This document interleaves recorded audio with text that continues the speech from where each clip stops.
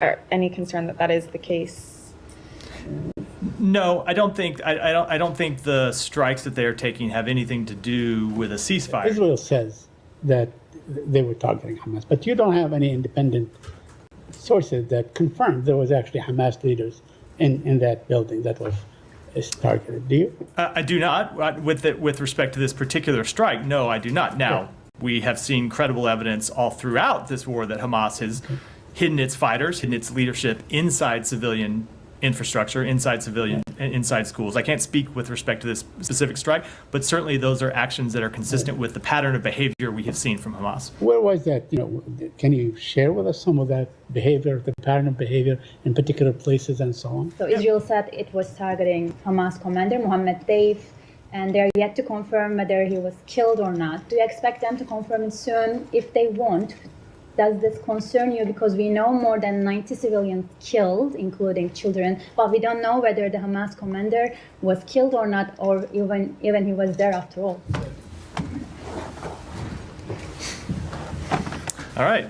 Afternoon. I do not have anything from the top, so Matt, you want to kick us off? Oh, that's a surprise. You want to say anything about your former boss? The Justice Department? No. I don't think I do. Senator from New Jersey. No, I certainly don't have any comment on a law enforcement matter. Okay, let's go to what have you guys heard, if anything, from foreign governments about what's happened over the course of the last 72 hours with the Republican convention, the nomination of J.D. Vance as vice president, his positions on Ukraine and other matters? So I'm not aware of any specific conversations about either the vice presidential nominee of the Republican Party. Obviously, when you had NATO in town last week, you did have a bunch of conversations on the sidelines of events between people all around town about the election in the United States, just as we have conversations, social conversations about elections in other countries. I think people are well aware of the election that's happening here, but I'm not aware of any specific conversations over the last 24, 72 hours about the Republican convention. Okay. I'll leave it there because Definitely. I'm sure people want to go to the Middle East. Gaza, you said yesterday that you had seen civilian casualties come down from high points of the conflict and from where they were 6 weeks ago, but that you wanted to see them end completely. Palestinian health officials said at least 57 people were killed in Israeli bombardments. Does this increase your concerns at all, and have you raised this with your Israeli counterparts? It doesn't increase our concerns because we have had extraordinary concerns about civilian casualties for some time. And that's why we are pushing so hard, not just pushing, but actively negotiating to get a ceasefire that would stop this daily tragedy where you see innocent Palestinian civilians being killed as a result of this war. But even before we get to what we hope will be a ceasefire, continue to push Israel to take further measures to minimize civilian harm. The Secretary pushed Ron Dermer and National Security Advisor Hanegbi when they were here yesterday. We understand. Look, in all of these strikes, Israel has said publicly that they were striking militants, and of course we've seen reported deaths of militants, including Hamas leaders in some of these strikes, but we've also seen credible reports of civilian deaths. And so it is why we continue to push so hard for a ceasefire, which is the way to really get a lasting solution to the ongoing violence in Gaza. Hamas has accused Israel of stepping up attacks to try and derail efforts for a ceasefire deal. Do you have any concern that that is the case? No, I don't think the strikes that they're taking have anything to do with a ceasefire deal. I think, as they've said publicly, they're trying to, as they have done from the days right after October 7th, trying to degrade and ultimately end Hamas's ability to launch attacks on the state of Israel. Separately, we have heard from Israel repeatedly, publicly. We've heard from them privately that they are committed to trying to reach a ceasefire. They're committed to the proposal that they put forward and that the president outlined publicly over a month ago, about a month and a half ago now, and they continue to remain engaged in the talks to try to reach a ceasefire. Can I follow up? I'll come back to you. Yeah, Said, go ahead. Yeah. On this point, though, just raised. I mean, Israel says that they were targeting Hamas, but you don't have any independent sources that confirmed there was actually Hamas leaders in that building that was targeted. Do you? I do not. With respect to this particular strike, no, I do not. Now, we have seen credible evidence all throughout this war that Hamas has hidden its fighters, hidden its leadership inside civilian infrastructure, inside schools. I can't speak with respect to this specific strike, but certainly those are actions that are consistent with the pattern of behavior we have seen from Hamas. Where was that? Can you share with us some of that behavior, the pattern of behavior in particular places and so on? Yeah, in fact, Saeed, I remember you and I having this exchange several months ago, and I emailed you an article that detailed Hamas's long history of hiding and I think it was actually more than one article, several articles detailing Hamas. My point being, you don't need intelligence assessments from the U.S. government or anyone else. Hamas's long established behavior of hiding in civilian sites predates October 7th, and certainly we've seen it over the course of this conflict. But that makes, let's say, targeting one person worth killing 100 people? We don't want to see, we do not want to see civilians die. Now, I would say a lot of this would be solved if Hamas behaved like a military organization. We talk about other conflicts where this is not an issue because you don't see the military leadership hiding in hospitals, hiding in schools, hiding in religious sites, hiding in apartment buildings. If Hamas stopped doing that, it would certainly make the job of the IDF easier to target Hamas leadership without civilian casualties. But that said, as long as they continue to behave that way, the IDF still has the responsibility to do everything it can to minimize civilian casualties. Well, the whole of Gaza is the size of metropolitan Washington, D.C. It is a guerrilla force. It's not an army. They're not allowed to have airplanes and tanks and so on. But the size of Gaza does not justify hiding your fighters inside a hospital or inside a school. Let me ask you about something that you just said. That Israel wants to degrade and deplete and render Hamas totally incapable of launching an attack like the one we saw on October 7th. Well, the president himself said that Hamas was unable to do that anymore back on the 31 of May, didn't he? He did, yeah. Okay, so why do we continue to do the same thing over and over again? If Hamas no longer is capable of doing this, if the United States of America, the preeminent power on earth, and the one that keeps the Israeli military sustained and so on, says, look, they are no longer, this reason is no longer valid because they no longer are able to do that, as the president said. A few things about that. It is our assessment that they no longer have the capability to launch an attack with the size and scale and scope of the attacks of October 7th. Hamas, without a doubt, does still pose a threat to Israel and does still pose a threat to Israeli civilians. Hamas continues to be a legitimate military target for the government of Israel to strike. That said, it has also long been our view, and you've heard me talk about this, you've heard the secretary talk about this, that Israel will never defeat Hamas through military action alone, and that it is going to require ultimately a political solution to a struggle between Israel and Palestinians that predates Hamas, that dates back decades. And if you were to ultimately reach an end to the violence between Israel and the Palestinian people that has gone on for decades, it will take more than a military campaign against Hamas, a terrorist organization. It will take a political solution. And of course, you see us continue to try to advance that.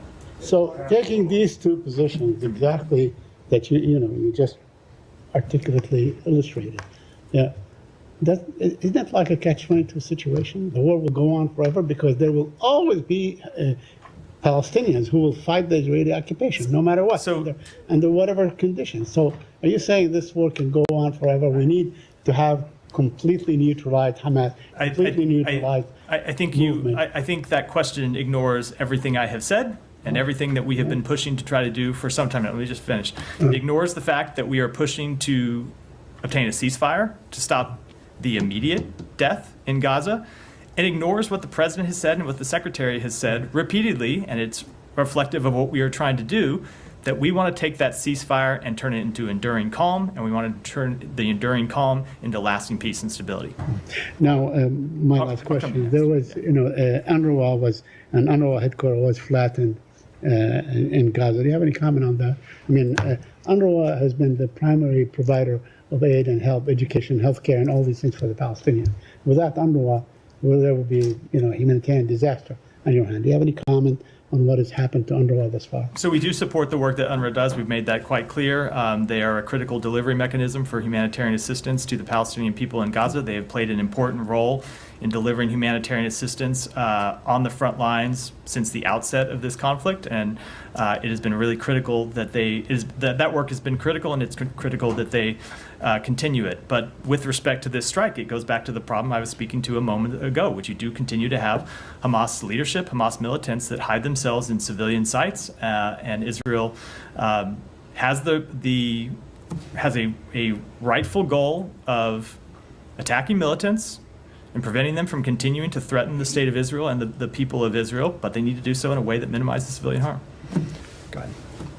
Just want to follow up on your answer to Said about the day after and the plan for peace in the Middle East. You've been, from this podium or even from many other platforms in the U.S. government, you've been pushing for months now for a day after plan from the Israelis, and you're pushing with the regional players to find a formula for a peace that will last, everlasting peace. But what we hear from the Israelis is in a different page. They are opposing any Palestinian control of Gaza. They're not willing to enter any discussion internally about the day after. And in principle, the Netanyahu government and his factions are against the two-state solution. You've been pushing for months. Do you have any way of pushing more or exerting more pressure on the Israelis to engage in that? So a few things about this. Just one kind of factual note. So with respect to plans for the day after, I spoke about this a little bit lately. We have seen the Israeli government start to develop more of their own plans and put more of their own plans forward. Not as advanced as we would like to see, certainly, but just as a factual matter, they have been starting to have those conversations internally, and they've been having those conversations with us, and I believe they've been having those conversations with others in the region as well, which is not to say that there is a fully formed plan that is ready to go, or certainly one that would be acceptable to the broader community, but they are at least advancing in their thinking of that issue. But I would say that with respect to the longer term issue, ultimately Israel is going to have to make some tough choices, which is always the case. It's been the case with this struggle between Israel and Palestinians for decades, that ultimately resolving it requires tough choices by both sides of this conflict. And to get to, in our view, a lasting end of this conflict, it's going to have to take tough decisions by Israel. The case that we will make to them, to get to your question, is that ultimately making some of these tough decisions is actually in their interest. It's in their long-term security interest. It is, of course, in the interest of the Palestinian people to see lasting stability in Gaza, to see reconstruction, to see a better form of governance than what they've had since Hamas took control of the Strip a couple of decades ago. But it's also in Israel's long-term security interest to find a lasting resolution to this conflict. So we will continue to press that case to them, but they will have to make decisions for themselves, as every sovereign country has to do. But it is just our view, and we certainly hope that the people of Israel will ultimately endorse this view as well, that continuing to have this long-term security threat staring them in the face is a problem for their security, and it is a barrier to their long-term integration with the region, which is something Israel has wanted from the very founding of the state. Well, what's the Palestinians' options here? I mean, until the Israelis or the Israeli government reach a sober moment to accept that it has to do tough choices, as you said, what are the Palestinians' options to fight this occupation? that would be acceptable to you? So, when you say Palestinians, I don't know if you mean the Palestinian people, if you mean the Palestinian Authority. There are lots of different ways. What was the answer? Let's just say the Palestinian Authority. The Palestinian Authority. So there are lots of different answers. That's why I asked. There's lots of different ways to answer that question. We think there are things that the Palestinian Authority can do. We think there are reforms that the Palestinian Authority can make that will make it clear that they are a reformed, revitalized authority that can serve as a credible governing structure, both for the people of the West Bank and the people of Gaza. And that's a message that they could send both to the government of Israel, but also to the Palestinian people who we know want to see a reformed PA. So that is one thing. Ultimately, what we are trying to do is work with the Palestinian Authority and work with partners in the region who we know want to see lasting peace and stability and want to see the establishment of an independent Palestinian state. And so that's what we'll continue to do. Go ahead. Regarding specifically the attack on Saturday, Israel's attack on Gaza's Han Yunis. So Israel said it was targeting Hamas commander Mohammed Deif, and they're yet to confirm whether he was killed or not. Do you expect them to confirm it soon? If they won't, does this concern you? Because we know more than 90 civilians killed, including children, but we don't know whether the Hamas commander was killed or not, or even he was there after all. So with respect to Mohammed Deif, I will defer to the government of Israel to speak, to determine when they might be able to make some kind of assessment and when they will speak to it. That's ultimately a call for them to make. We do know that they were successful in killing other militants, including a Hamas commander in that strike. But that said, to answer the question, no, the deaths of any civilians are not acceptable. We don't accept the deaths of civilians in any strike. And that is why we continue to push for a ceasefire to stop this daily death inside Gaza. Do you think these kind of situations hamper ongoing ceasefire negotiations? Because we know civilians killed at the moment, but they're yet to confirm the Hamas commander they said they were targeting was killed or not. Do you think these kind of vague situations hamper the ongoing ceasefire process? Because we know the U.S. want to seal the deal as soon as possible. So I'm not going to speculate. I'm going to speak to what we've seen. And what we've seen is that the ceasefire negotiations have continued. And despite various public statements that are made by both sides on this conflict from time to time, what we have actually seen in the negotiations is pushing forward to try to get a deal. So I'm not going to speculate about what could happen. Obviously, people can always pull out of negotiations for their own reasons. We hope that won't happen. We haven't seen it happen yet. What we have seen has made us believe we can get to a deal, which of course does not mean that we will. We're going to continue to try to push for one. Thank you. Yeah. Yes, sir. Thank you so much. Sir, you said that Hamas is a military organization, of course, several times. Terrorist organization, I think. Hamas is a terrorist organization that does have certain aspects of it that make it look like a military. This is Democracy Now!, War, Peace, and the Presidency. We are breaking with convention. I'm Amy Goodman. Donald Trump has tapped freshman Ohio Senator J.D. Vance to be his running mate.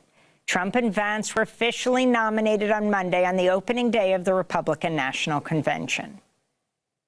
It is a great honor to move that J.D. Vance be nominated by acclamation by this Republican National Convention as its candidate for the office of Vice President of the United States of America.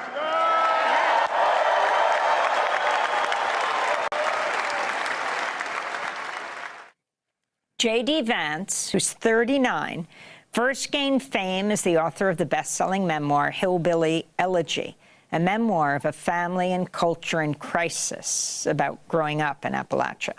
The book was also made into a movie. Vance is a graduate of Yale Law School who served in the Marines and became a venture capitalist. He was also a never-Trumper who once called Trump America's Hitler. Reprehensible, cultural heroine, as in the drug. Noxious, a terrible candidate.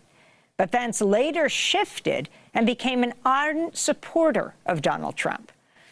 Vance won a close Republican Senate primary in 2022, in part thanks to billionaire tech investor Peter Thiel, who spent a record-breaking $10 million to support Vance's campaign.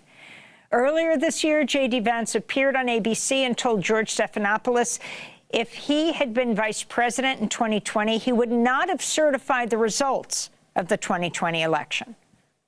Would you have certified the election results had you been vice president? If I had been vice president, I would have told the states like Pennsylvania, Georgia, and so many others